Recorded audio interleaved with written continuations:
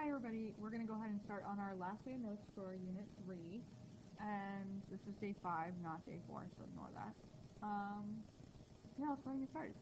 So, first thing we need to do today is talk about creating equations from a function. So if we're given a table, can we write the equation for it? Okay? When we're making an equation for a function, we look for patterns. Okay? You got to ask yourself, what's being done to the input, the x, in order to get that output, the y? Okay?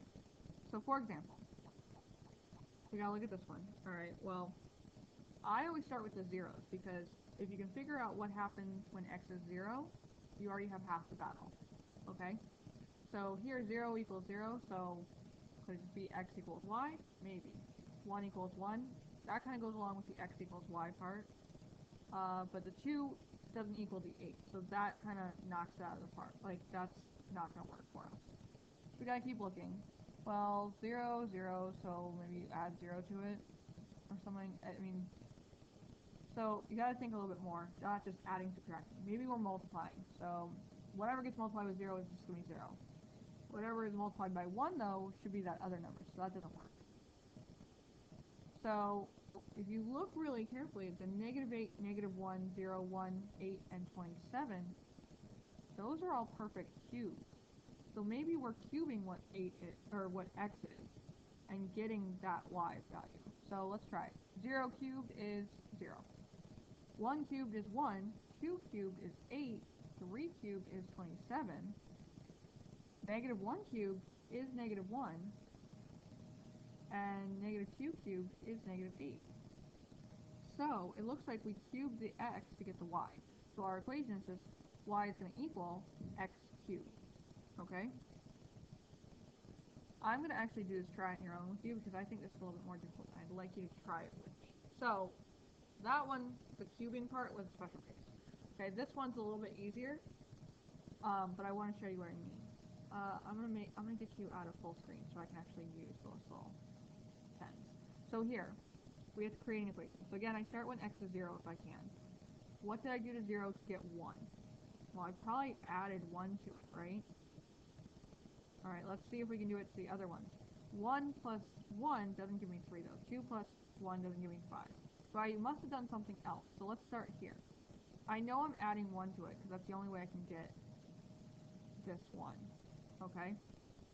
But when I add 1 to whatever this is, I get 3. So what did I have to do to this 1 and then add 1 to it to get 3?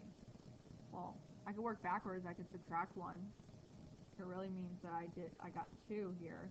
So what did I do to 1 to get 2? I multiplied by 2. Oh.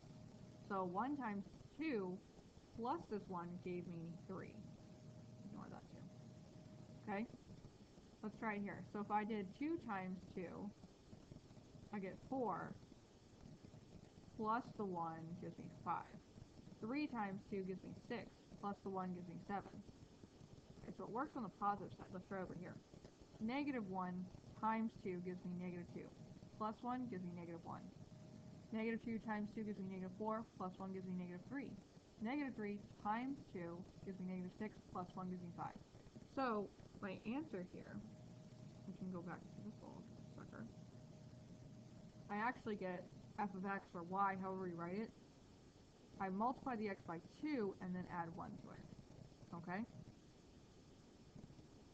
Now, the next part, kind of have to think, okay, well,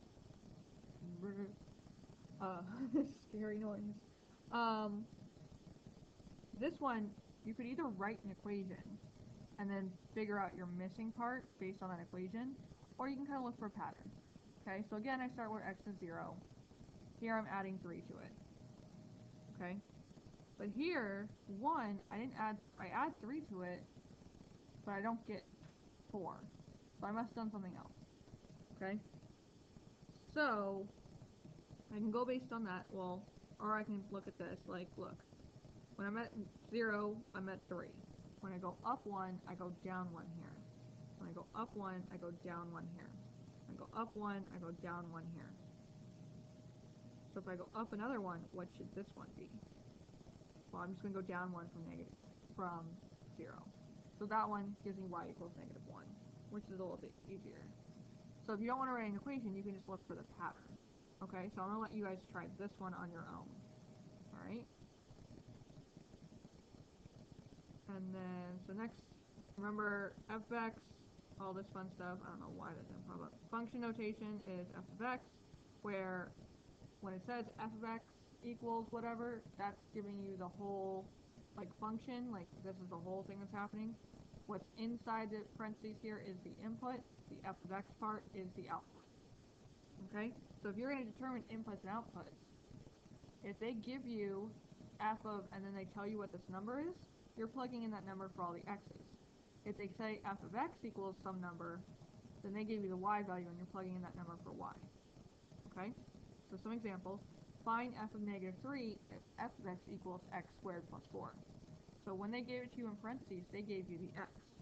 So when you plug it in, you're putting -3 in for x. And then you just go ahead and simplify. -3 squared is positive 9. 9 plus 4 gives you 13. So the f of -3 is 13. Right?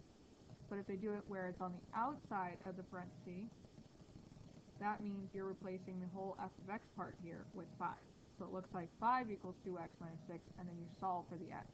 So you add 6 to both sides, and then you get 11 equals 2x, divide everything by 2, and so x equals 11 halves. Right? Now when they give you a graph, it's actually, I think, a little bit easier because they gave you the x value, they want to know what the y value is at that point. So here, they gave you x, what's y? Well, look at where x is -5, which is right here, and then go up to the graph. That's the point right there. The y value is 1. So when x is -5, f of x equals 1. Same thing if they give you the y value, the f of x value. So you look at when y is 6, what's the x value here? That's 0. So f of 0 equals 6. Or you just write x equals 6. Okay? You guys are going to try some on your own as well, both graphs and equations. And we've already done I forgot, is this on your homework? Hold on, 1 second. I might have forgotten to take this part off. If I did, I'm sorry. Oh, we've already done interval notation, so don't worry about this. Here's something I want you to worry about. This is the honors part that I want you to worry about. The honors topic for this is if I give you something more than just a number in here. Okay? So if I say they give you the function f of x equals -3x plus 12, and they give you a whole expression rather than just a single number, f of x minus 1, you're still taking what's inside these parentheses and replacing the x in the equation. So it's going to look like this. F of x minus 1 equals -3 parentheses x minus 1 plus 12. So now you'd have to distribute, okay? So you get -3x plus 3 plus 12, and then you simplify. Okay, so you get -3x plus 15. That's where you can leave it. You're not going to get a single value because they didn't give you a single value. Okay, so you leave it just as is. So you guys are going to try this one on your own.